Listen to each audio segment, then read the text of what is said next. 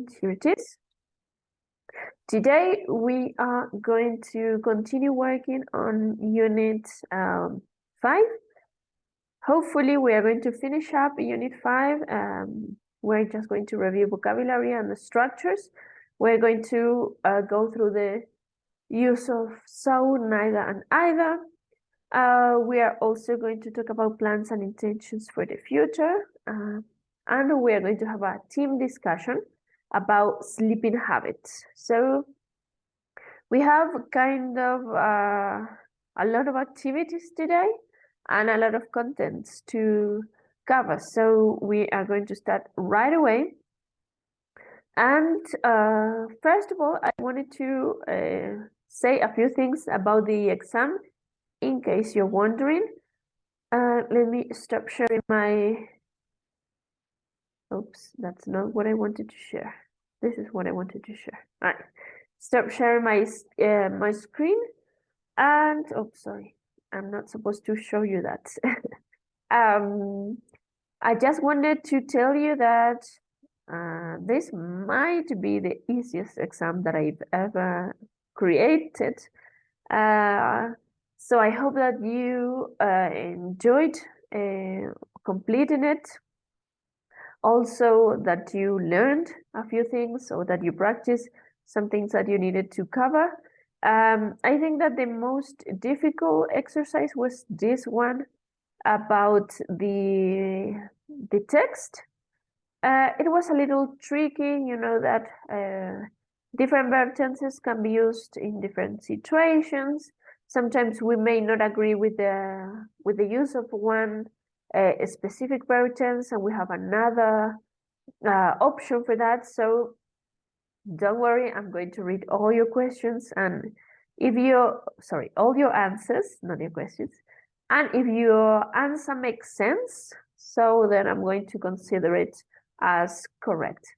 I haven't read any of your exams yet. I haven't had the time, but I'm hoping to finish up very soon this weekend. So expect my comments once I finish reviewing all of them. I only wrote one option for each blank, but I may consider your option also correct if it makes sense, and if it doesn't change the meaning of the sentence, right? So this one I think wasn't so difficult as the exercise that we completed as homework, but it was still a little challenging. But yeah, don't worry, because I will consider your answer as correct if it makes sense, as I said. Apart from this one, I think all of the rest were just a matter of understanding the meaning of sentences and also understanding how to use different verb tenses and structures that we covered. So I don't think that it was a very complicated exam as it was the previous one. So let me ask you, just in case you have any comment or anything to say, do you have a question about the exam? Any comments that you may want to share?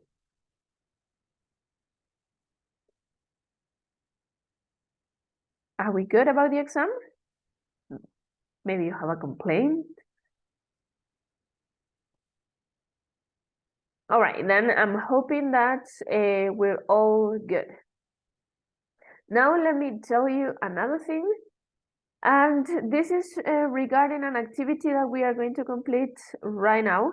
I want you to practice speaking a little bit, just to first warm up, like to start using the language. And then just to have a little conversation about general topics. Let me share the image that I've prepared for tonight, and then I'll send this image to you. I just wanted to have conversations or just a natural chat about things that you have in your habits. For example, you are going to ask your classmates, tell me something you're very good at doing. And your classmate needs to say, well, I'm very good at cooking because I like cooking very much. And I learned how to cook when I was a child. So now I have a lot of practice and I know how to make many dishes, for example. Or tell me something you love doing. Well, I love riding my bike because it's healthy and it also takes me to different places. When I ride in my bike, I feel relaxed and free, etc. All right, so just read the prompt, tell me something, and then read the second part of the prompt and ask your classmate things to share. This is, as I told you, speaking practice. I really need you to practice your speaking. And this is just based on the skills that you already have. Please, oh please, as always, I have to ask you to be generous with your answers. So don't just say, for example, tell me something you love doing. I love riding my bike. And then you stop speaking. That's not how this works. I need you to share more information, to say why you love that thing, when did you start doing it, why do you keep doing it, when do you do it, etc. All right, so share as much information as you can. And please take turns to share your activities and ideas and everything else. We're going to practice for about 10 minutes and then we'll come back to continue with Unit 5.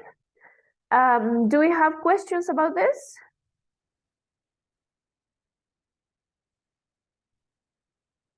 Yeah, did you follow the instructions? Are we good? All right, so just let me tell you that I'm going to share the same image, the slides that I was sharing. I'm going to send it on WhatsApp so you can have all the questions there. So don't worry. If you didn't take a screenshot, it's fine.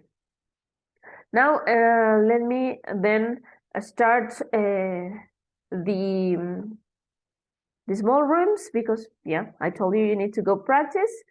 And yeah, I'll see you back in about 10 minutes. Of course, I'm going to be visiting you. Let's go. If you have problems going to the small rooms, let me know, please.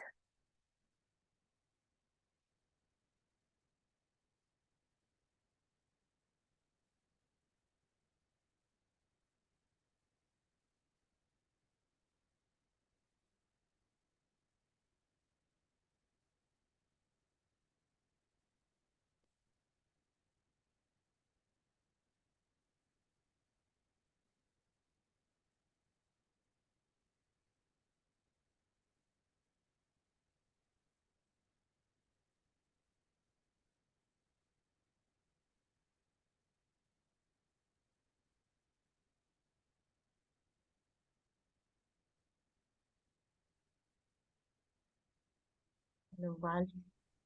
Hi, Chris. Hi, Val.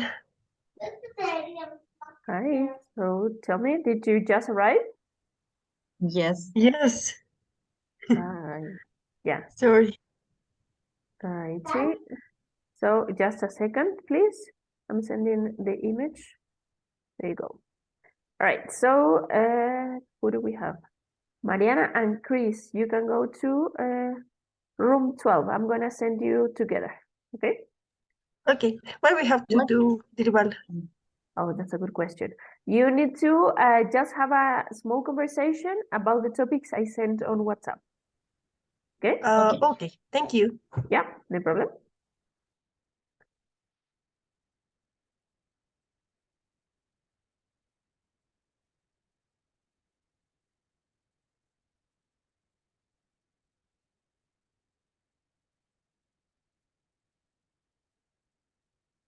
Molly, do you have any problem? Oh. Yeah, I have a problem. My computer is se ha colgado. Can you reassign with my iPhone to room 10, please? Alrighty, yes, room 10. Thanks. Yeah, no problem. There you go. Thanks. Yep. Okay.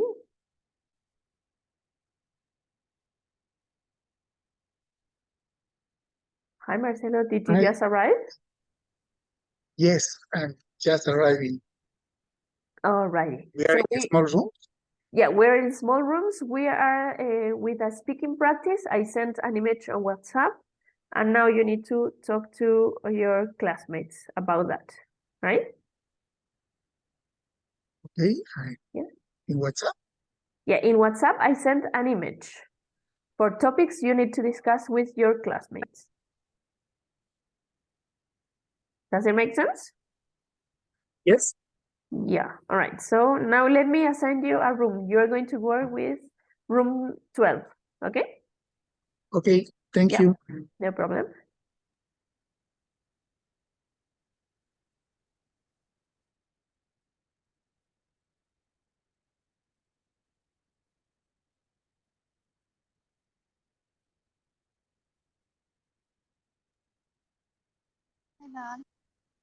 I've been having problems with my internet connection. I can see application. Oh, alrighty, yes. So yeah, I cannot hear you very well. So maybe you should just stay here. Don't worry. And who is Rodolfo Calderon? I don't have this person in my list. So I'm gonna have to kick you out of the room.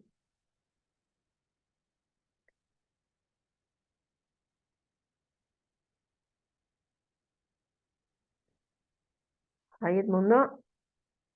Hi, Valeria. I don't know where goes Nancy. Where Nancy went. And yes, I don't know. She asked me to speak in Spanish, and she left the room.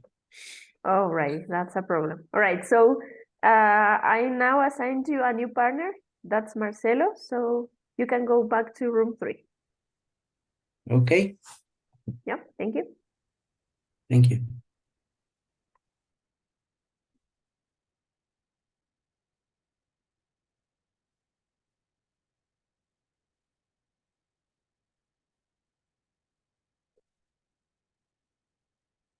And what's on that? Okay, so we're back. With this small practice at the beginning of the class, I just wanted to warm you up so you are ready to speak English and practice your English tonight. It was just random practice, so you could use any tenses that you wanted and you could speak about anything that you wanted.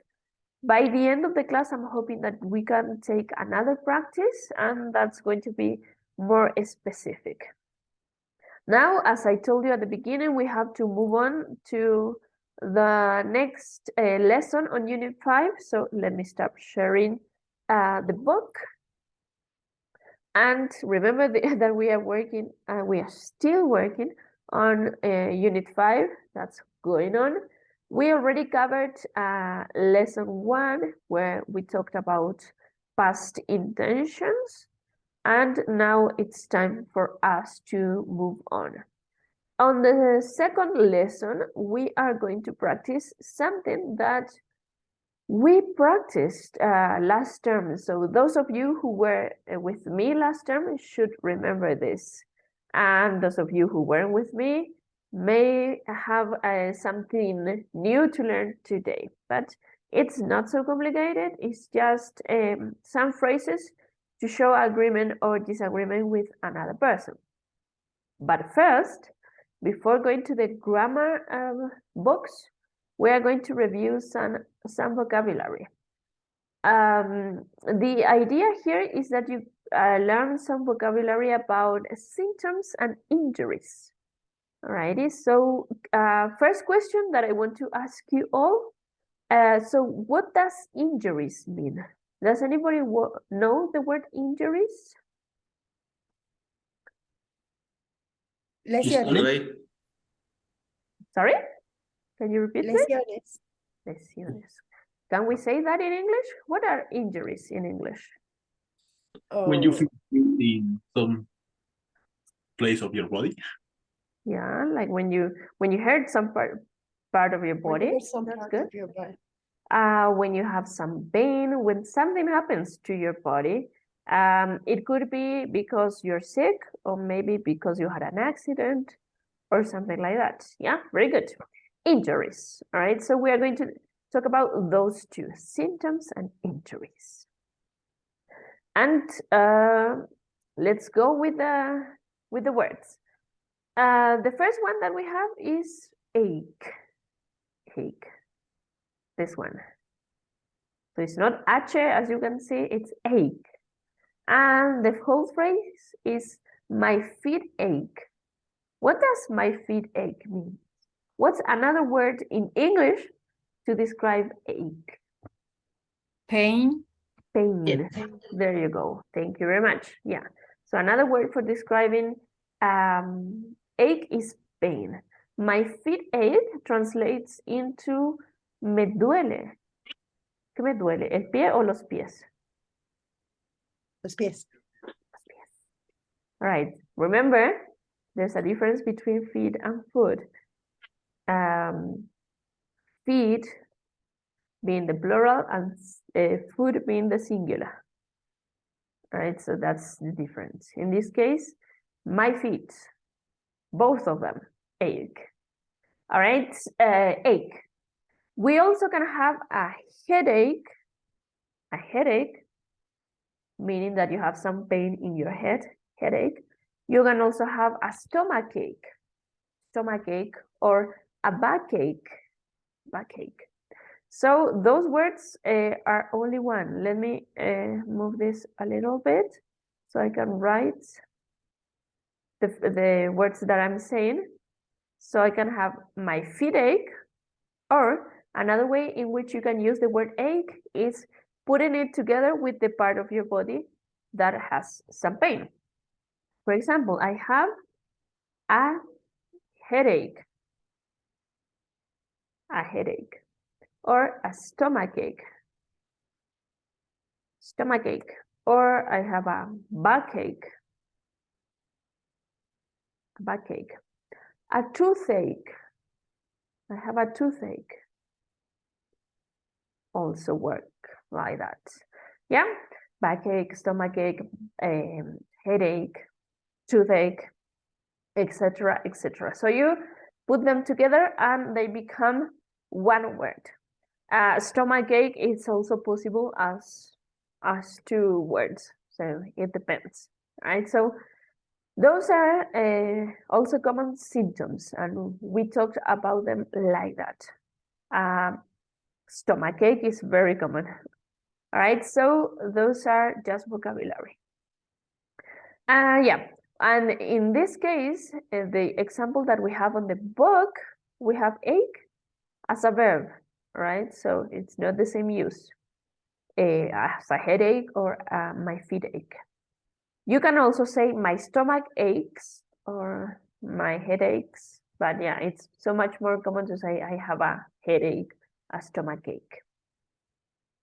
Yeah, do we have questions about the word ache or my example? Are we good with this? Okay, so then we have pulled, which is like something like this, pulled. So I pulled a muscle. So what happens with you when you pulled a muscle? Does anybody know how to explain the action of? Yeah, tell me, Marcelo.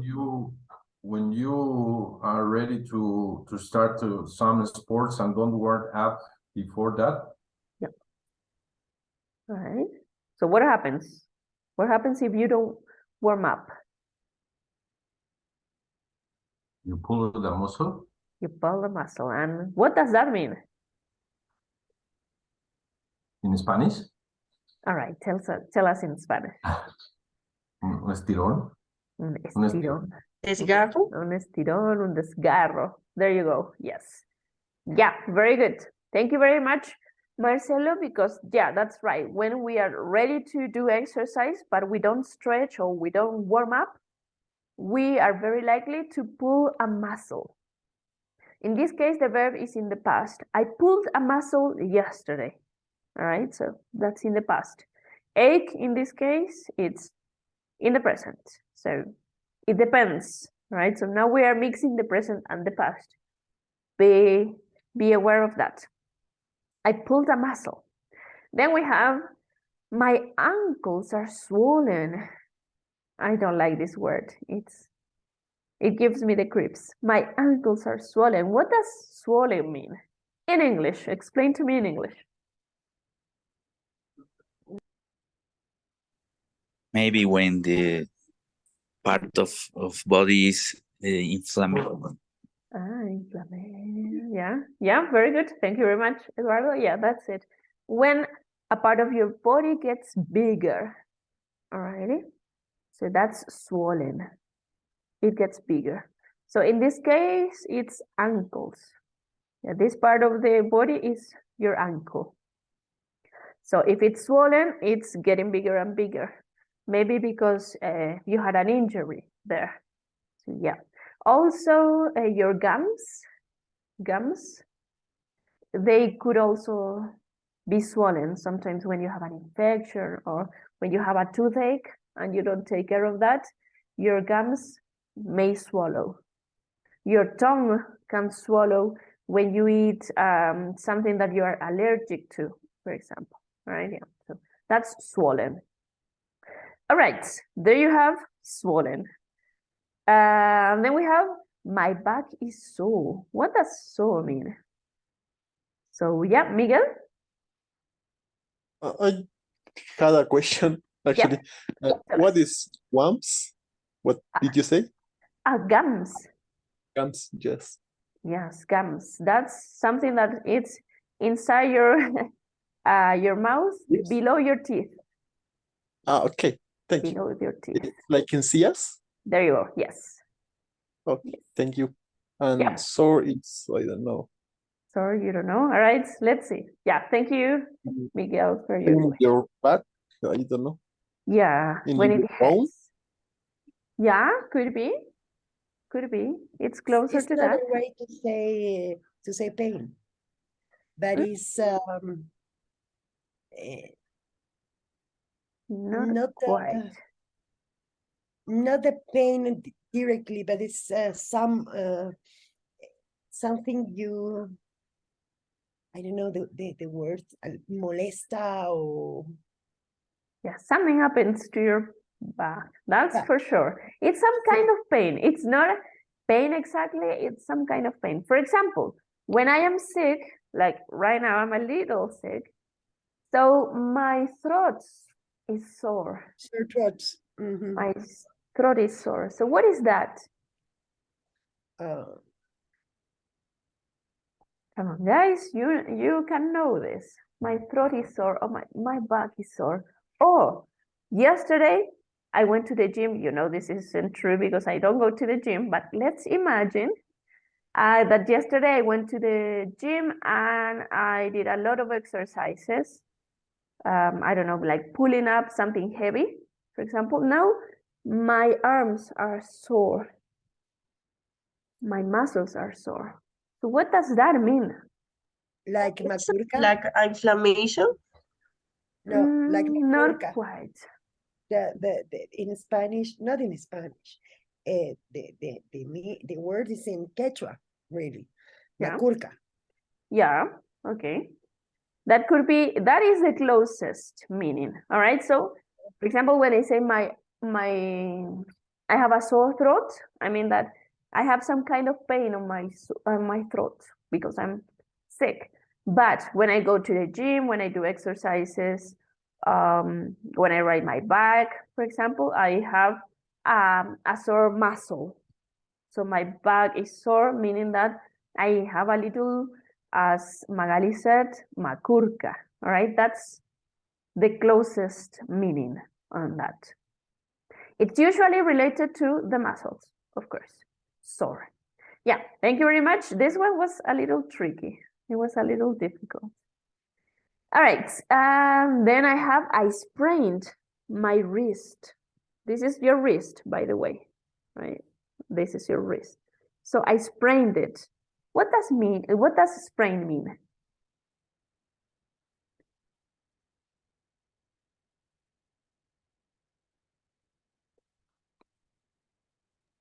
Is the joint in with of your hand and your forehand, forearm? Yes. Sorry? So this would be the wrist. Yeah, the wrist is the Yeah. joint.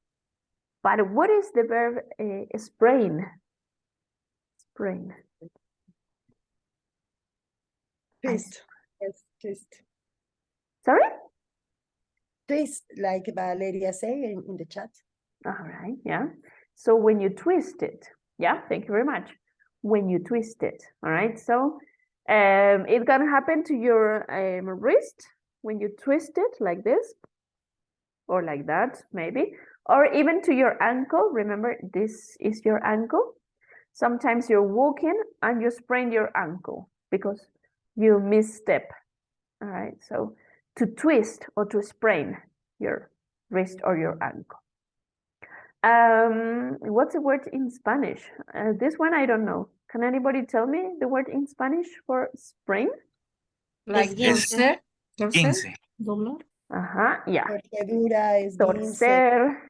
It's esguince is more like I say everything. Yeah, could be esguince or torcedura or torcer.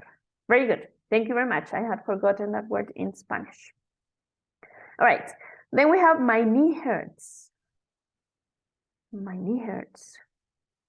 So again, this is similar to pain. Like I have a pain in my knee. Something is bothering my knee. Or also a ache. My knee aches. Also could be said like that. Right. My knee hurts. I have a pain again. Then I'm feeling exhausted. Remember that exhausted is very, very tired. All right. So when you're more than tired, you're exhausted. You have no energy left. Exhausted is the same word in Spanish. And then I have something that is similar to swollen, but it's not swollen. This is swallow. The verb is swallow. And the phrase is, I'm having trouble swallowing. Swallowing. So let me give you an example. I eat something. I'm actually chew what I eat, and then I swallow. So what does swallow mean? Valeria is In similar to Spanish. sore throat. To a sore throat? Yes, you cannot swallow because you have a sore throat. That's right. Good one. Yep. So you're having trouble swallowing because you have a sore throat. Yeah. But what does the verb swallow mean? Tragar, engullir. Tragar en español. Yes, there you go. To swallow is Swallowing. tragar. Yeah. So Problemas para tragar. if you're having trouble swallowing, it's because, as Edmundo said, you have a sore throat. It happens when we are sick, when we have the flu or a cold. Very good. Thank you very much. And then I broke my thumb. This is easier because we know the verb to break. In the past, broke. And this is your thumb, by the way. That's your thumb or this one, right? So that's why the emoji or the emoticon that we have like this, it's thumbs up, right? So this is your thumb. And if you broke it, it means that you also injured it. And finally, we have this one. This one is tricky, I guess. I have a stiff neck. Stiff neck. So what's stiff? In Spanish, tortícolis. Tortícolis. And what's stiff in English? Does anybody know what stiff means? When the neck is tight. Is tight. Yes. Yeah, very good. So your neck is so tight you cannot move it. Yeah. So the exact word in Spanish for stiff is rígido. That's a word. Rígido. So you cannot move it. It's tight. It hurts. So as Magali said, tortícolis or sometimes just some kind of strong pain in your neck. Right? So I'm guessing that at our age, all of us have had these problems. At least 5 of these problems we've had in our lifetimes. Yeah, so these are words that you can use to describe what you are feeling in your body. Remember, when we first start learning English, we learn to talk about our emotions and feelings. That's how we express how we are. But now we are digging a little deeper, and now we can talk about things that we are feeling in our body. That's the idea, all right? So you can communicate more than just how you feel inside, but also how your body is feeling. It's quite important, especially when you want to explain what happened to you while doing exercise, or what happens to you after doing exercise in the case of a sore muscle, or what symptoms you're having when you are sick, etc. Right? So you have a lot of vocabulary here that's going to be useful to explain those kind of situations. I truly recommend using them. Yeah, they are very useful. Sometimes when we have vocabulary in the book that I think that you may not use soon, I tell you like, yeah, this is good vocabulary, but you're not going to use it so often. But in this case, I think that this vocabulary is very necessary because, yeah, we are always going through things with our body and we are always feeling something. So it's good to be able to communicate it, to talk about it. So, yeah, I truly recommend that you take notes and start practicing this vocabulary. Good. All right. So now we're going to complete a small exercise with this vocabulary. Let me see if I can put this in the middle. All right. So we have the vocabulary, and then I want to know the difference between them. Some of them are symptoms, and some of them are injuries. So let's talk about this. If I feel like this, my feet ache, is that a symptom or is that an injury? A symptom. A symptom. A symptom. All right, yes, very good. It is a symptom. It's not an injury because I haven't injured my feet when they ache. I can still walk. I just need to rest a little bit. I don't need to go to the doctor if my feet ache. Maybe they ache because I walked too much, or maybe my shoes were uncomfortable, but I don't need to go to the doctor for that. It's just something that's going to get better if I rest. That's right. Thank you, girls. That's a symptom. But what happens if I pull a muscle? Is that a symptom or an injury? Sorry? It's an injury. An injury. Yes. Can be an injury. It could be an injury. And it usually is an injury. Maybe you pull the muscle and you start feeling better, so you don't go to the doctor. But sooner or later, you are going to feel something because of that muscle that you pulled and you didn't treat. So yeah, it's generally an injury. An injury, sorry. Then we have my ankles are swollen, and that's definitely an injury, isn't it? Or is it a symptom? Maybe both. Because when your ankles are swollen, maybe you had problems with your knees or with your heart or something like that. It's a symptom for these problems. And it maybe it's an injury because mosquito te pica. Bite you. There is an bite you, yes. When a mosquito bite you is an injury. It's an injury. Yeah, yeah, very good. It could be both, depending on what's the problem that you're having in your ankle. Yeah, if it's maybe it's a symptom. If you sprained your ankle, then it's a symptom of a major injury that you have, or it could be because of the injury. So it depends on how you're feeling. So in this case, I would also say that it's both. On the other hand, we have my back is sore, or my legs are sore because I did a lot of exercise. And I would say that that's a symptom. It's not an injury. You don't need to go to the doctor when your back is sore or when your legs are sore.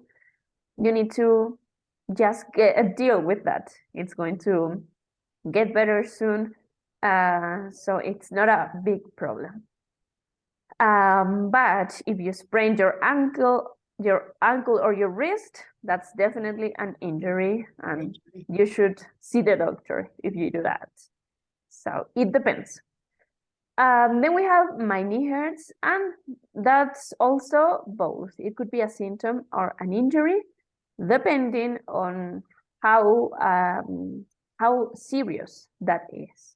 All right. So sometimes they hurt because you've done too much exercise, or because you did something wrong while running, while walking, or sometimes you actually have something more serious.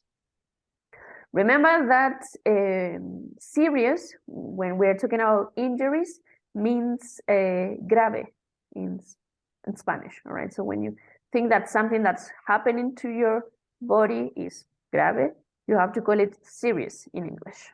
That's the way we talk. Then feeling exhausted, of course, is not an injury. It's just a symptom of something that's going on in your life. Maybe you've been working too much, you haven't been sleeping well, etc.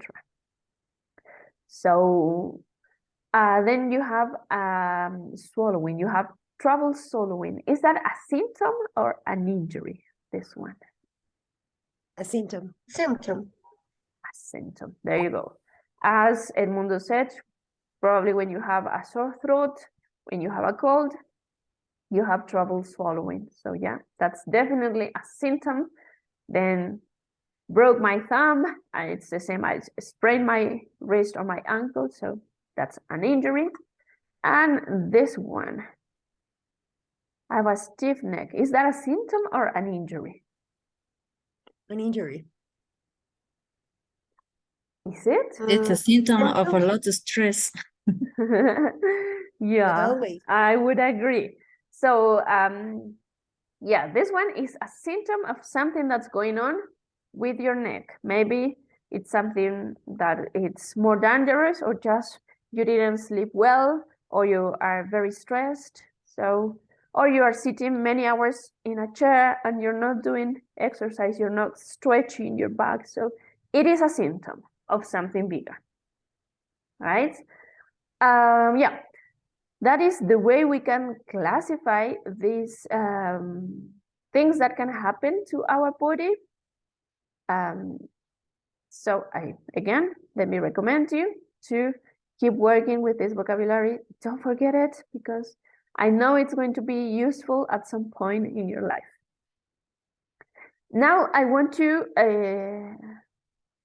tell you something about this example. All right, this is not the grammar point or the main grammar point that we are going to study today, but it is something that may be interesting for you, right? So let me talk about this for a little bit. Let me remind you that in English we have 4 types of conditional sentences. They go from the 0 conditionals until the third conditional, sorry. All right, so we have 4 of them. And they all have different forms, different uses of the verbs, etc. Here we have an example, and I would like to see this because I would like you to be able to use this kind of sentences when speaking. The commands here says that we need to talk about each symptoms or injury, and we need to answer these questions. When would or wouldn't you go to the doctor for this problem? Right, so when it is important to go to the doctor. We have wouldn't or would. And that's something that I would like you to use, because whenever I listen to my students speaking, I don't hear a lot of would or wouldn't. And this is an opportunity to practice this structure.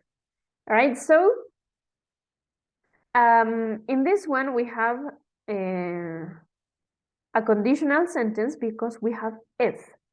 Conditional sentences always go with if. Zero conditionals, for example, the first of the list, the zero conditional, also uses if, but it uses present simple and present simple in both sentences. For example, if I drink Coca-Cola, I get a headache.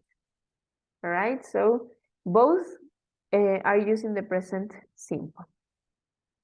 In this case, we are using wouldn't and a verb in the base form, and we are using the past form.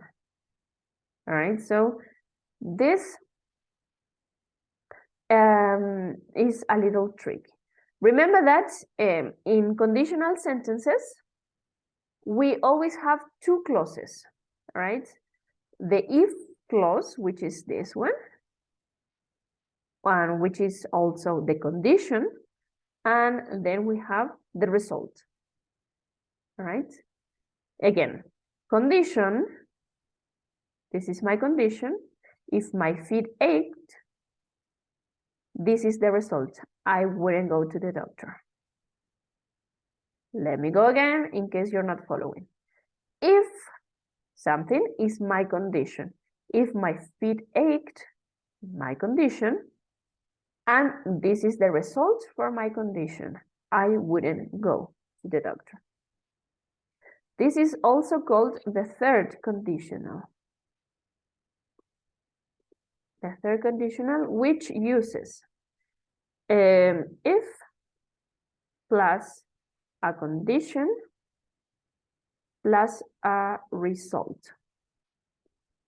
Alrighty, so that's for you to be able to use conditional sentences in English. If plus a condition, which is this, plus a result, which is this. So in the condition, we use the past form of the verb, past form. And in the result, we use would plus base form. We use this type of conditional sentences when we are talking about something that is not very likely to happen. Not very likely, likely means possible. So something that is not very possible. Why is it not possible? Maybe because I don't want to, maybe because I am not qualified, maybe because there are no doctors in my town, etc. All right, I don't have money. So the reason why this is impossible or this is not so possible may be various, right? But the idea that whenever you're using this type of conditional, you are referring to things that are not very possible, not very likely to happen. So that's the idea. And yeah, this is just a review. You must have studied this kind of conditional sentences before, but it's never a bad time to remind you of this kind of sentences. Yeah, do we have questions about this conditional in particular?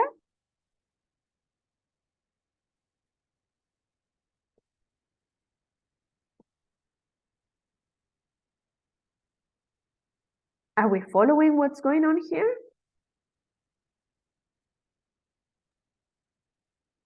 Yeah? Yes. Yeah, okay. I'm hoping so. Yeah, so please try to use this kind of conditional sentences whenever you have the time. It's just if plus a condition plus a result, but what changes, it's always this, the form. Yeah. In this specific conditional, you need to use the past form plus would and the base form. But in some others, you have other verb tenses to use. Yeah, this is just the form of the third conditional. It's not for all conditionals that there are in English. Let me remind you, there are 4 types of conditional sentences in English. So yeah, this is just one of them. Yeah, Magali? And it's right to say I wouldn't go to the party if you didn't go with me. Yeah, if you didn't go with me. It's correct. It's perfect. Yeah. Okay. Yeah, so you can start by the if clause, like if you don't go with me, I wouldn't go to the party. Or you can start by the result, saying I wouldn't go to the party if you didn't go with me. I wouldn't go to the party, sorry, if you didn't go with me. So yeah, both forms are correct. All right, so please, oh please, if you have studied this before, bring it back. There's never a good reason why not to use conditional sentences. They are also useful, and yeah, they enhance your vocabulary and your level, so use them. Whatever you learn related to the language, if you don't use it, you lose it, right? So try not to forget about that. And this brings me to my next topic. All right, so I said if you don't use something, you lose it.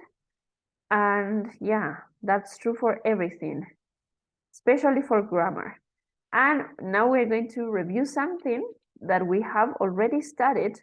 We studied this last semester when we had our previous course. And it was just the use of so, to, neither, and either. So please remember that we have studied this. Try to undust your memories of the previous course and bring that back. In the previous course, we studied this only with a few verb tenses, but now we are going to review them with a lot of verb tenses. So that's what's different from the previous course and this one. Alrighty, so let's go bit by bit. The first thing, that you need to remember is when to use so, to, neither, and either. Remember that neither and either are also pronounced neither and either. So that's also perfectly correct. And they are ways of answering. They are responses that you can give to somebody else to show similarity or agreement, right? So when you have a similar taste, or when you agree with somebody else's opinion or statement, then you can use this form, right? Similarity and agreement. Then we have different ways of stating this. When we are planning to use to, what we do is actually just use it at the end of the sentence. I do too. If it's in the past, I did too. If it's with a modal verb, I can too. If it's in the perfect tenses, this case present perfect, I have to. All right, so if you're agreeing by the use of to, it goes at the end of your answer, and you need to add a comma before to. Let's read the examples. I have a sore back. I have a sore back. If you have a sore back, then you are going to say, I do too. I do too. Now pay attention. You use the auxiliary verb of the verb tense that you are going through. This is the present simple, so my auxiliary verb is do. If it's in the past, I need the auxiliary verb of the past, did. Let's read the example. I pulled a muscle. I pulled a muscle. If you pulled a muscle too, you are going to say, I did too. I did too. Right? So notice the difference between the present and the past. Then what happens if we have a modal verb like can? I can run pretty fast. If you can run pretty fast, you are going to say, I can too. I can too. Right? And what happens with the present perfect? I've sprained my ankle twice. If you have the same situation going on, you have to say, I have to. I have to. That's another way just to say me too. Instead of saying just me too, which is the very basic form, you can upgrade it to using other ways of agreement, like I do too, I did too, I can too, I have to. All right, so depending on the verb tense that you're using, careful with that. On the other hand, we have another way of stating this. Let me mark it with another color. We have so in this case to show agreement or similarity in a positive way, in an affirmative way. So if you say, I have a sore back, and I have a sore back, I would say, so do I. So do I. All right, so notice the difference. If you start by so, then what comes after is the auxiliary verb. The auxiliary verb always goes in the middle. And at the end, I add the subject. In this case, I, because I am the person who agrees with you. So do I means me too. I pulled a muscle. That's in the past simple. If I pulled a muscle, also, I have to say, so did I. So did I. So again, I'm starting with so, did in the middle, the auxiliary verb, and then the subject. So did I. What happens if I'm using a modal verb like can? I can run pretty fast. If that's my talent too, I would say, so can I. All right, so at the beginning, can in the middle, and I as a subject at the end. So can I, meaning me too. And finally, we have the present perfect. I've sprained my ankle twice. If I have the same experience, I would say, so have I. So have I, meaning me too. Right? So what are you going to do? You are going to use the auxiliary verb always in the middle of your answer. So that would be the difference between using so or using to. All right, so these ones are for affirmative sentences. This is important. Alrighty, so you cannot use so or to with all of the sentences. It's only and only for affirmative statements. Oh, this is a very bad choice of color. This is better. Right? So only for affirmative sentences. When the other person says an affirmative sentence, then I have to agree in an affirmative way. What's the affirmative way of agreeing? This one. So or to. Right? So or to. All of these sentences are affirmative. Okay? So that's the only thing that you need to pay attention to. When the other person says something in an affirmative way, I agree in an affirmative way. Right? There is no way you can interchange this or use them in an interchangeable way. So and to only go with affirmative sentences. That's the key. That's the rule here. All right, so this may be a lot of information. Let us sink in and now tell me. Do you have questions about this? Do you have any comments? Something that's bothering you? Maybe? I have a question, Valeria. If the person is using the present continuous, how was the answer? So am I? There you For go. example, I'm planning to go to Las Vegas, and so am I? There you Yes? go. Yes, Okay. that's it. Very good. So yeah, you always use the auxiliary verb of the verb that's in the middle. So am I. I'm talking to my mom after the class. So am I. Meaning I'm also talking to my mom. Yeah, very good. Thank you for that question, Sashenka. It's a good one.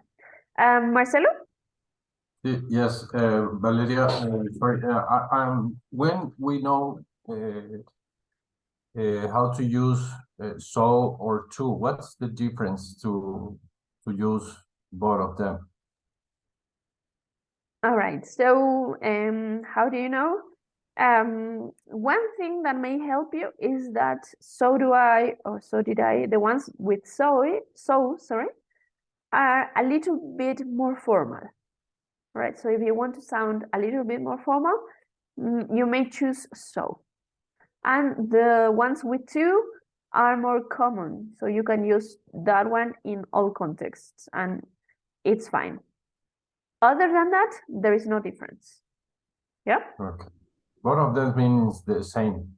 They mean the same. Exactly the Okay. same. Yeah. Okay, thank you. Yep, good.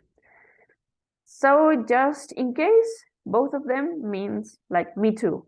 This is the most common one that you can find in the English language. Me too. When someone says something, for example, I love the Smiths. Me too. Yeah, that's a common answer. If you want to go beyond that, you can use either of this and they make sense, they mean the same. So it's the same as saying me too. Alrighty, any other question or comment?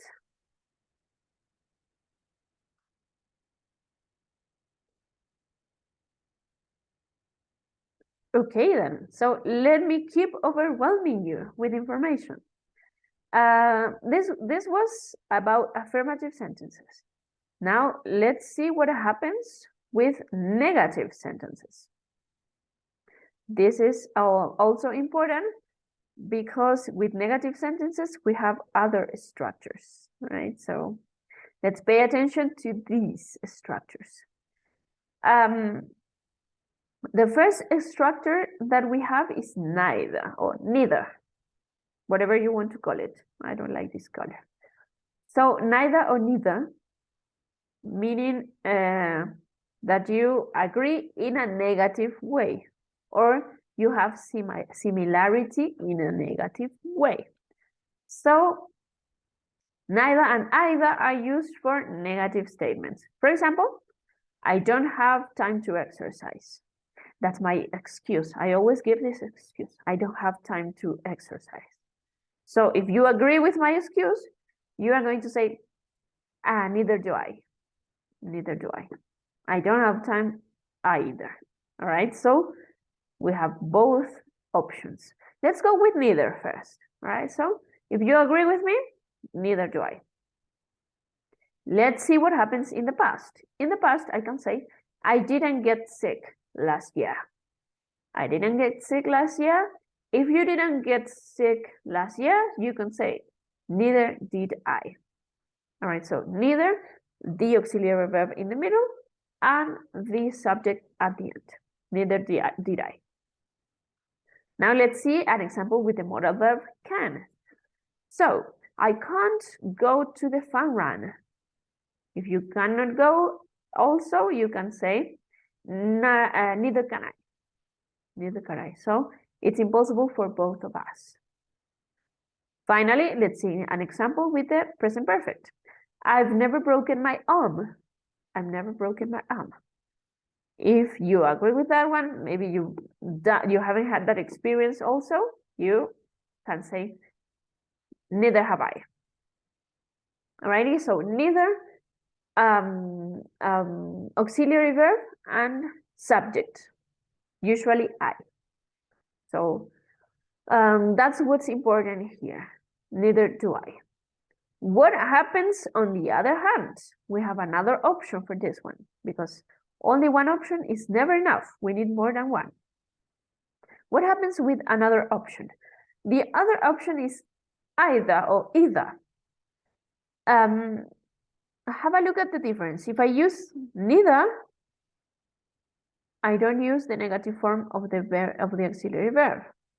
But if I use the negative form of the auxiliary verb, then I need to use either.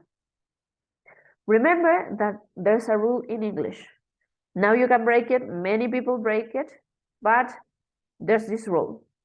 In English, you cannot use two negatives together. It doesn't make sense, it sounds weird, it's not proper English. So having them together doesn't make sense. That's why we use them separately. If you have a negative particle, what follows cannot be a particle. The double negative in English, it's not a very good thing to do. All right, so this word is negative with the N.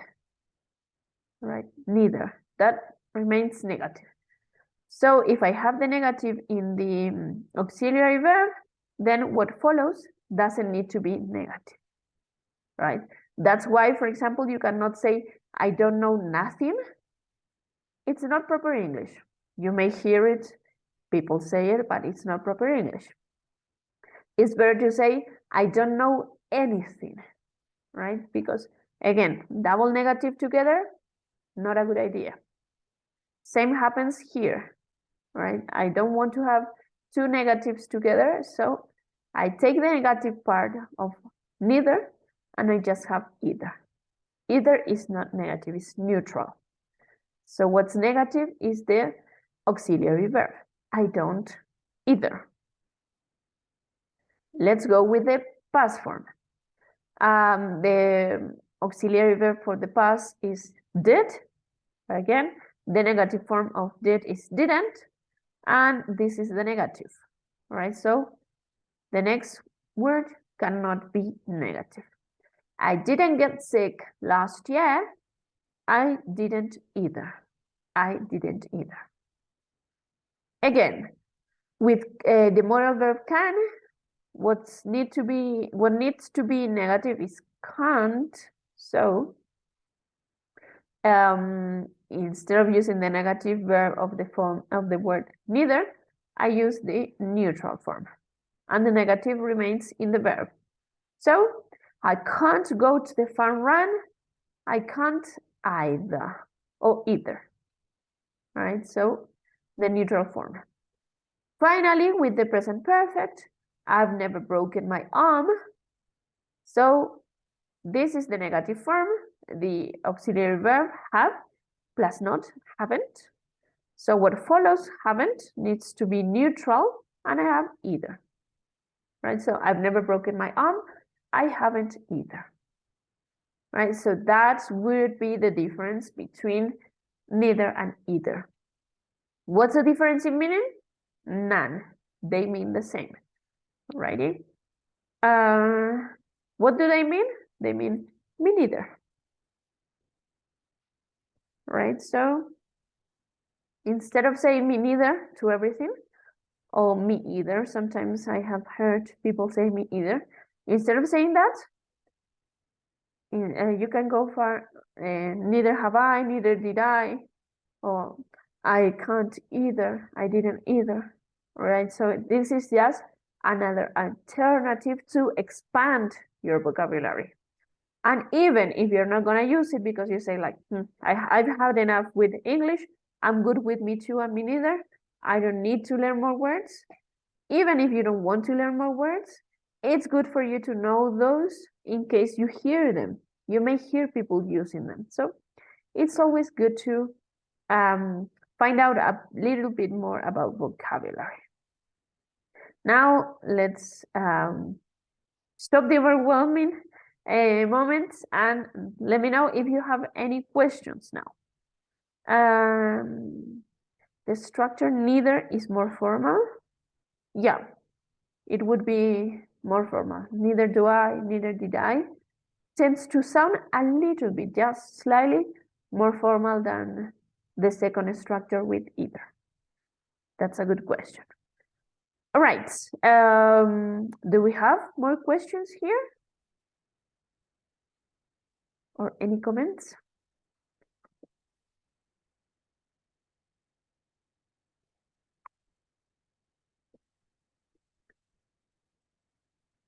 All right, so to sum up, I need to let you know These are just alternatives, okay? You are not obliged to use them.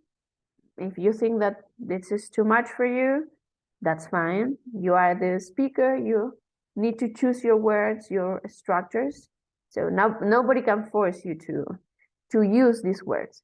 But it's always a good idea to get to know them and to be aware that they exist and that you may come across these kind of words, especially in formal situations. And not only formal situations, but let me tell you that there are some people on earth that tend to be more formal. They speak in a formal way. And yeah, you may come across these people and you may need to know that these words and these phrases exist, right? So it's not only for the sake of speaking, but also for the sake of listening to people who may speak like this, right? So the last part of the grammar chart is related to the question that Sashenka asked a few minutes ago. And it's related to the use of the verb to be. If you have the verb to be in the sentence, in the present simple or continuous, in the past simple or continuous, you need to use the verb to be in your answer. So I'm exhausted, so am I, or I am too. On the other hand, in the past and negative, I wasn't at the race, neither was I, or I wasn't either. All right, so yeah, you have to use the verb to be in your answers, whether it is simple or continuous. Both of them go with the verb to be. All right, so I think that with this specific structure, we need some practice. All right, so how many minutes do we have? I want you to practice, but I want you to practice quietly, just you and yourself. So I'm going to give you a sign homework so you can practice, okay? Let me go here, let me click. So I would like you to complete exercises on page 138 to practice this specifically. Let's go there. And what do we have?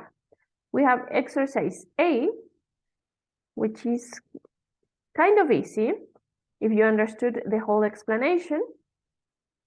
It's only just a matter of reading the sentences and trying to find out the replies.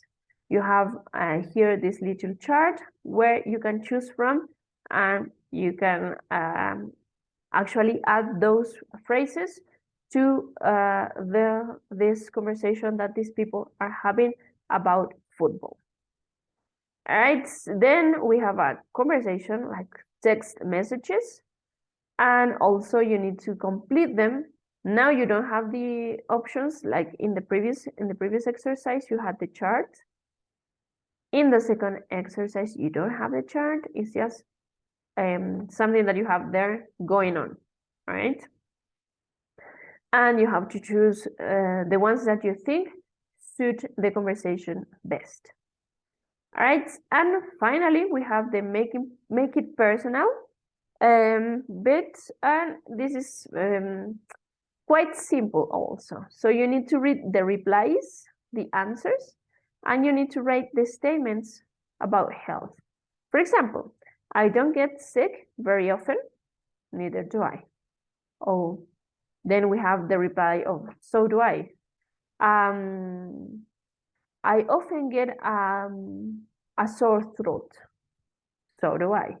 All right, so you need to create your own statements.